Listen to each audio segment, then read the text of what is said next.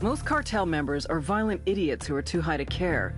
But Patricio Mendez Valle, aka El Cerebro, is an oddball genius who's too fucking smart to bother. Nydia Flores spotted his intellect when he was just a kid. She sent him to college in Mexico and later grad school in California. Word is he was too strange and misanthropic for even that crowd. But he popped up on our radar. El Cerebro heads up the cartel's submersible program out of Jimenez. From Jimenez, his semi-submersibles, sometimes carrying as much as 10 tons of cocaine, head downriver to Brazil, then to the Atlantic.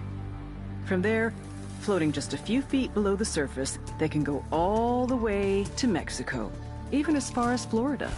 But smuggling with these semi-submersibles will soon be a thing of the past. He and Nydia have ambitions to make reusable, fully submersible craft. Think what would be just the start. If we're gonna take down these subs, we need El Cerebro and his jagged-ass brain intact and cooperative. Just remember, he's Nydia's pet project. She won't give him up easy.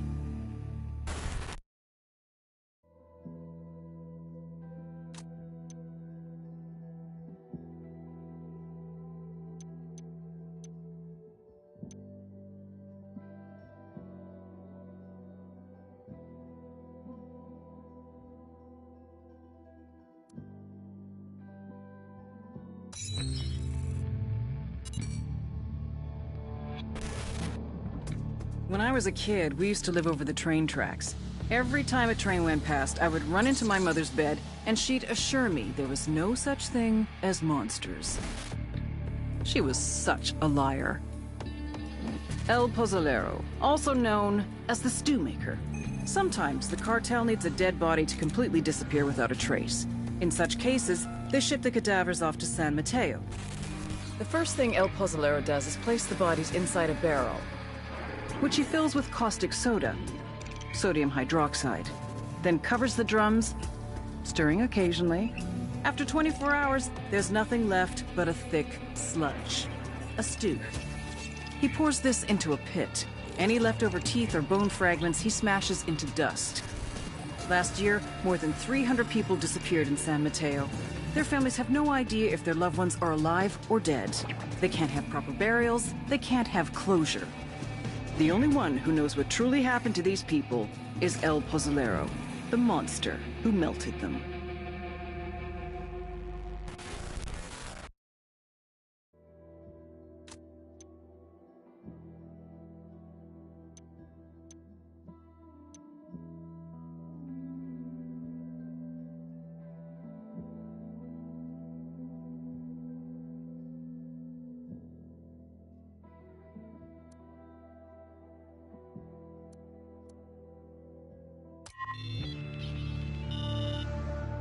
The Santa Blanca Security Forces.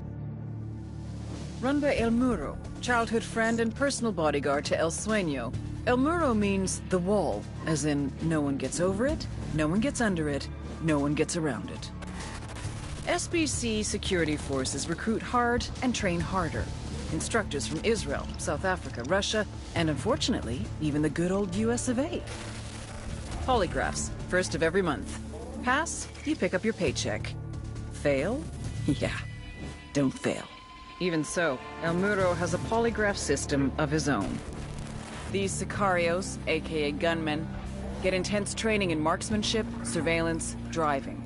2/3 wash out to become halcones. The guys who make it get assigned to various regions as enforcers, guards for labs and shipments, hitmen. Some become drivers, surveillance specialists, spies, and torturers. Just below El Muro is Santa Blanca's head sicario, La Plaga, the Plague. You may ask, how does a show-off party boy rise to be the second in command of Santa Blanca security? Answer, sperm. La Plaga is El Muro's little brother. But don't kid yourselves. He's the nastiest motherfucker on the internet, and yes, I have been on 4chan. Don't worry, you'll see what I'm talking about.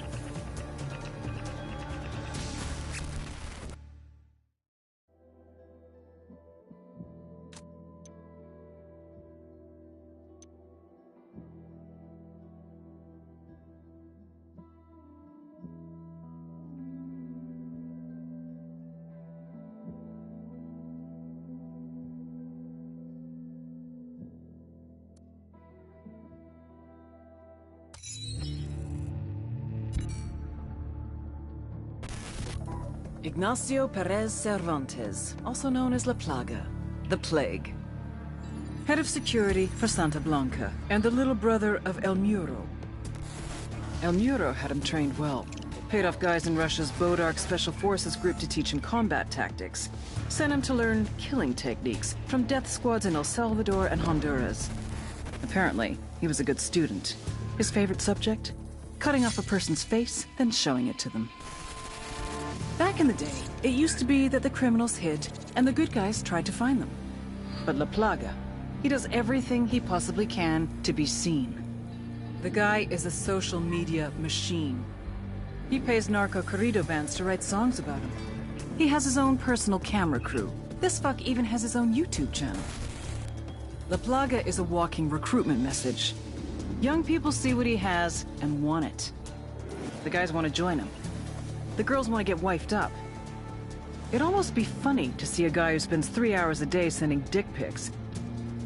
Except half of what he posts aren't messages to his followers, but messages to his enemies. There's only one way to stop the plague from spreading. You cut it off from society, then watch it die out.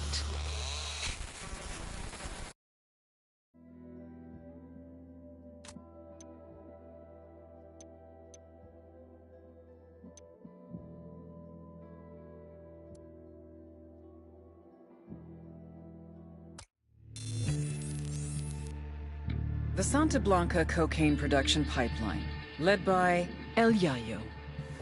It all starts in the fields with the harvesting of the Erythroxylum novogranitens, aka the coca plant. Of the 200 known species of Erythroxylum, only 2 contain usable levels of cocaine, so you have to know what you're planting. El Yayo knows what he's planting. First, his people strip the leaves off the plant. Then the leaves are dried, finally chopped, and sent to the lab. That's where this chick comes in. La Gringa here is an American chemist with Mensa-level IQ and sub-zero morality numbers. They take the chopped leaves, dust them with lime. That's right, lime. Then pour diesel fuel all over them. Stir for 3 days. You can use a washing machine or a cement mixer, but Santa Blanca does it by hand. Then, they mix all this shit with sulfuric acid, a dash of caustic soda, and bam, cocaine paste. You dry it, chuck in more acid, and pretty soon you got powder. But now you have to purify it because no one wants to snort yellow powder. It's gross. So, a little more acid, some potassium permanganate, pyrolusite. Hungry yet? Filter it with ammonia and beautiful, pure white cocaine. But everyone knows how to do this, right? What makes Santa Blanca so special? What makes SB a brand? Because they figured it out. How to mass produce a custom product. Plant genetics, logistics, mechanization, state-of-the-art labs, reduction of redundancies, quality control, purity of chemicals, and, of course, the secret sauce. They're geniuses. They've taken coke production into the 22nd century. What Henry Ford did for the factory,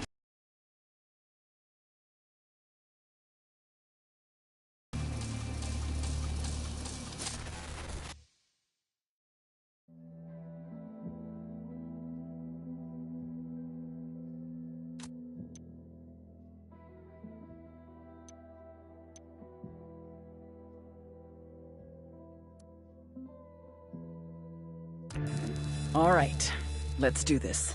The Santa Blanca Cocaine Superhighway. Every year, more than 350 tons of coke leaves Bolivia, reaching about 20 million users worldwide.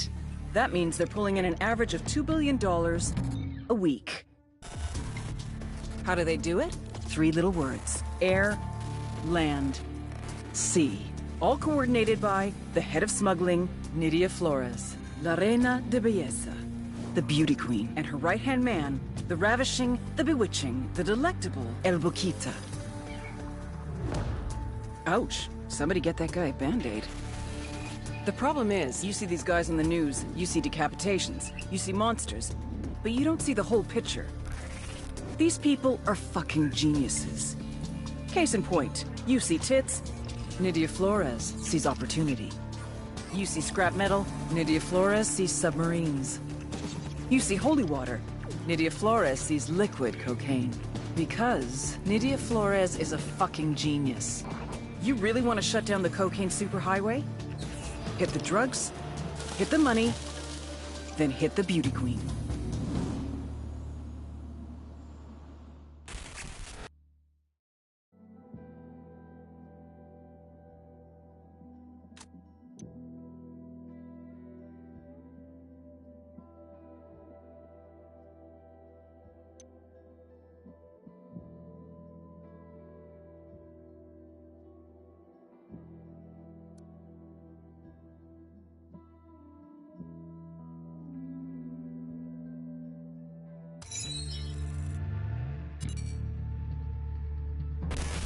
Katrine Svensson, La Gringa. How does a PhD from MIT end up as the chief chemist of the Santa Blanca cartel? Like all cynics, she started out as an idealist. La Gringa came to Bolivia to help the people. The poor, the downtrodden, the sick. She loved them, and they loved her.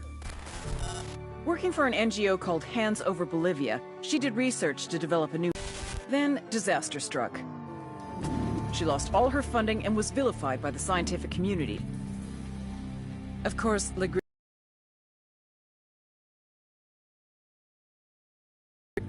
After that... Well, you know what? Thanks to the NSA's prison program, we can hear it in her own words. How much did you earn, Sonrisa? 40,000 a year. I spend more on my dogs. I will pay you 100 times what you are making.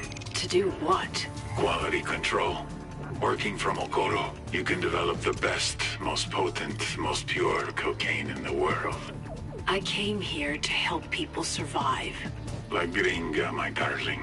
How do you think the people survive?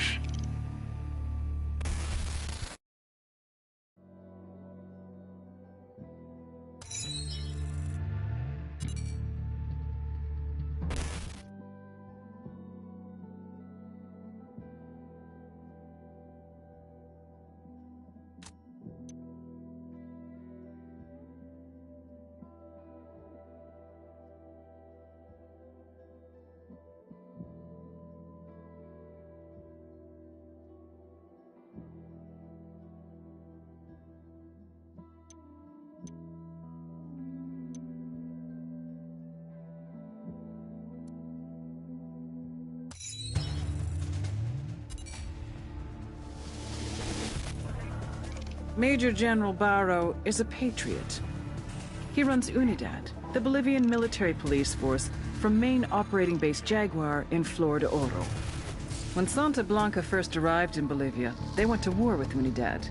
Innocent civilians got caught in the crossfire. The death toll was tremendous. Barro had seen a lot of death in his life and was desperate to bring peace back to his country. So he brokered a backroom deal between El Sueño and the Bolivian government. UNIDAD agreed to look the other way and let Santa Blanca run their business. In exchange, the cartel promised to keep their killings to a minimum. Obviously, the results have been a mixed bag. The relationship between Santa Blanca and UNIDAD is tense.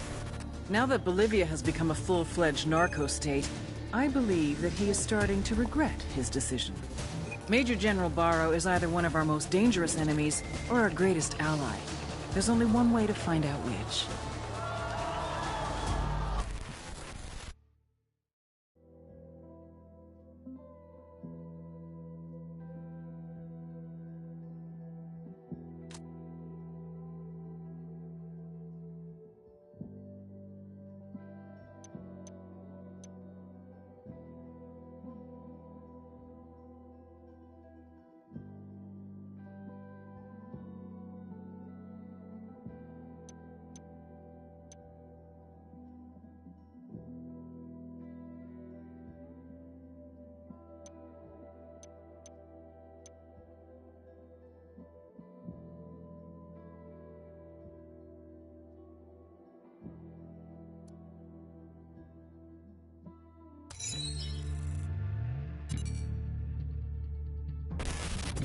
Most cartel members are violent idiots who are too high to care.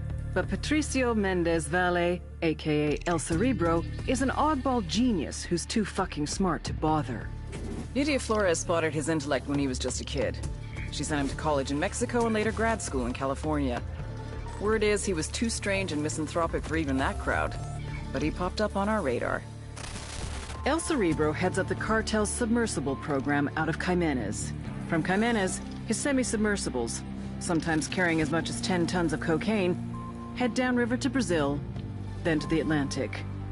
From there, floating just a few feet below the surface, they can go all the way to Mexico, even as far as Florida.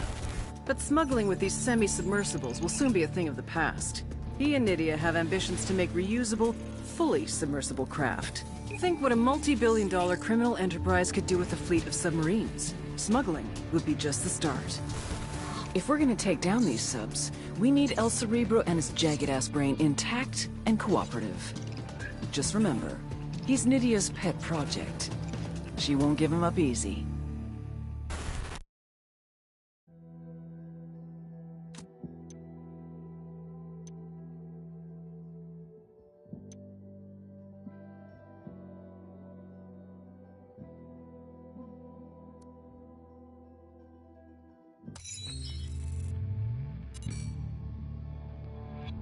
Your average cat, the four-legged variety, has 9 lives. El Gato has had a lot more than that. He's been shot, stabbed, garroted, blown up, burned, thrown off a building, run over by a car, half drowned. But he always comes back. He carries a locket with his father's ashes in it around his neck. Snorts it when he needs strength. Says it's better than coke. It's the real power that comes from death. A packaging manager in Romanzo province, he's been working for Santa Blanca since he was 16. His father was the plastic surgeon to the stars, movie stars, and star narcos. But then, his father had a big narco boss on the table and lost him. They both knew what that meant.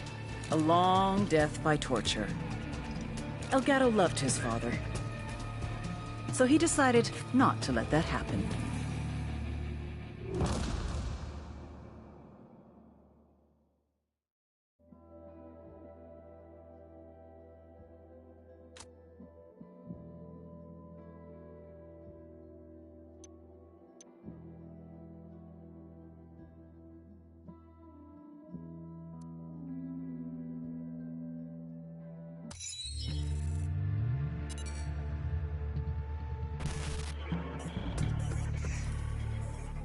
Ruperta Faro, Madre Coca. They used to grow coffee here in Tabacal, but the cartels made them switch to coca. A lot more profitable. If you ever tried to snort Italian roast, you'll know why. Spoiler alert, this is frowned upon at coffee shops. Don't ask. Madre Coca grew up as a raspacina, a coca picker. When it comes to illegal coca farms, there's no such thing as child labor laws. It was brutal, backbreaking work. She had a son whom she'd always dreamed would move on to better things. He didn't. Young Pablo died from a coke overdose. How does a mother who grows coca deal with growing the product that killed her own kid? Most people see the error of their ways and move on to something else. For Madre Coca, it was the exact opposite. She took out her anger on the people of Tabacal, forcing them to endure the same hardships she had experienced. And like any tyrant, she expanded her empire. This led to resentment from the people, which she dealt with. With the backing of El Yayo, she became a very powerful woman in the cartel. A new twist on an age-old lesson. You don't fuck with Mama.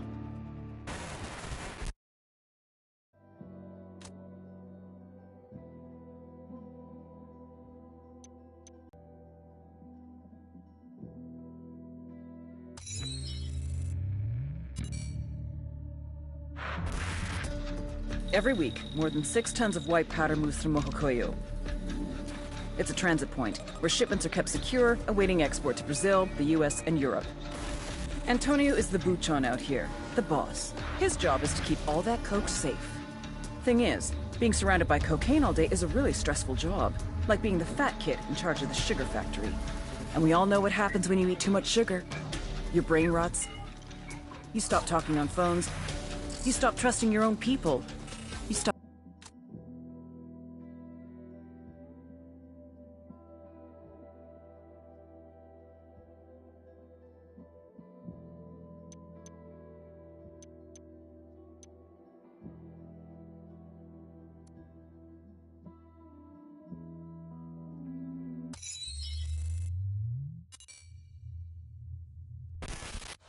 DJ Perico, the parrot.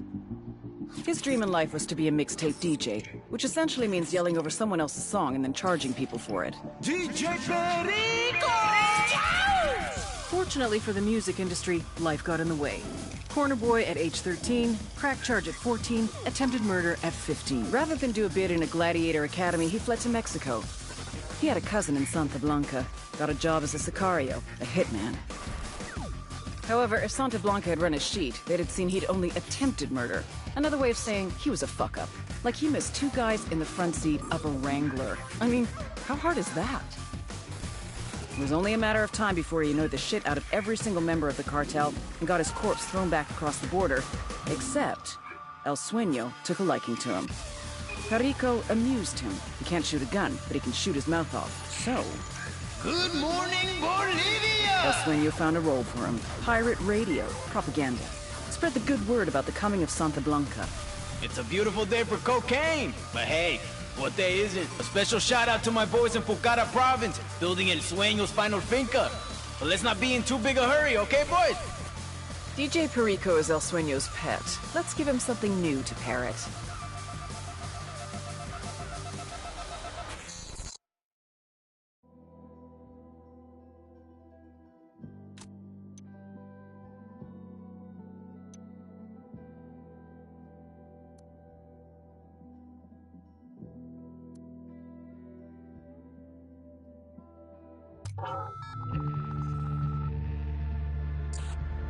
Last week, a crude explosive detonated outside the U.S. Embassy in La Paz, Bolivia. 2 Marine Embassy guards were injured in the blast. 2 days later, a CIA asset in central Bolivia provided us with these images. Our analysts have identified the individual in the photo as DEA Special Agent Ricardo Ricky Sandoval, my friend. Sandoval had spent the last 6 years investigating the local cocaine industry. Our understanding is that Sandoval was the intended target of the bombing. What the embassy bomb did not accomplish was completed up close and personal. Sandoval was captured, tortured, and killed. Then his body was dumped. We have yet to recover it.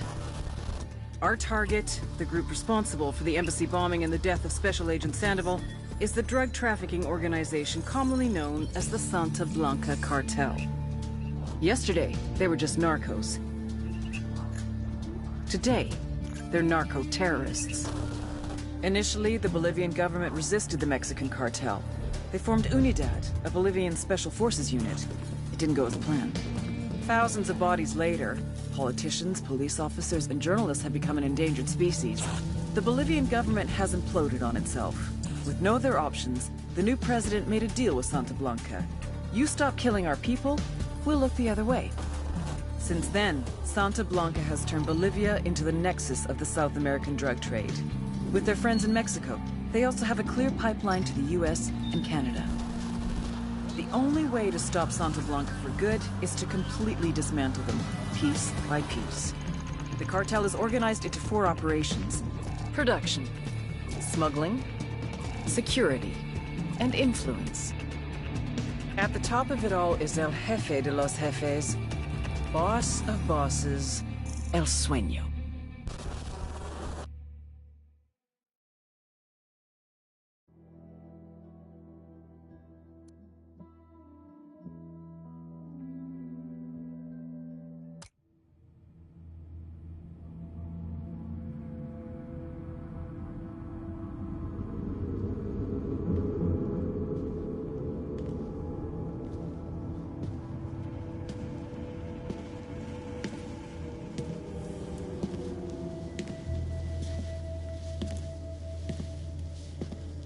I am not a liar. I have killed thousands. I have fed more drug fiends than the top 3 pharmaceutical companies combined. I have stolen children from parents, wives from husbands, wiped out entire generations. But lying, that I have never done. The rest are offenses against humanity. Lying is an offense against yourself. I am the head of the Santa Blanca organization, which you call a cartel. I had a dream. I dreamed of a land where we could grow our own coca, produce our own cocaine, where we could run our business free from interference from the police, the government, the army, the Yankees. In my dream, a woman's voice asked me, Sueño, mijo, what if you had your own country? like Moses, I led my people to the promised land, Bolivia. We came here. We bought the coca fields. What we couldn't buy, we took. We bought the police, the military, the judges, the politicians. We were on the verge of becoming the government itself, on the razor's edge from fulfilling my dream.